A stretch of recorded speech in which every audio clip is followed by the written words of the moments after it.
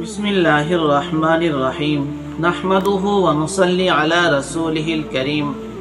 সম্মানিত নাজরিন, কসাই বা কাজের লোক যারা কুরবানি গোশত বানানোর মাঝে সহায় করে, তাদেরকে কুরবানির গোশত দিয়ে পারিশ্রমিক দেওয়া শরীয়ত মতে জায়েজ হবে কিনা, এই বিষয়ে ফতোয়ার বিভিন্ন কিতাবে অতি স্পষ্ট ভাষায় লিপিবদ্ধ রহিয়াছে যে কসাই বা কাজের লোক বা এমতো কাউকে কুরবানি গোশত বানানোর মাঝে যারা সহায় করে, তাদেরকে কুরবানির গোশত দিয়ে পারিশ্রমিক দেওয়া শরীয়ত মতে জায়েজ নয়।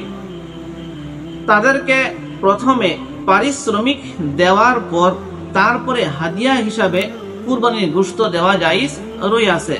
তবে যদি কোনো ব্যক্তি কুরবানির গোশতর দ্বারা কাউকে পারিশ্রমিক দিয়ে দেয়, তাহলে সেই গোশতের যে মূল্য রইয়াছে সেই মূল্য সদকা করতে হবে, অন্যথায় সেই ব্যক্তির কুরবানি বিশুদ্ধ হবে না। এমত হিসাবে কুরবানির গোশত দ্বারা বিয়া শাদী অলিমার অনুষ্ঠান করা শরীয়ত মতে জায়েজ এবং বৈধ রহিয়াছে। কোনো অমুসলিম ব্যক্তিকেও কুরবানির গোশত দেওয়া শরীয়ত মতে জায়েজ এবং বৈধ রহিয়াছে।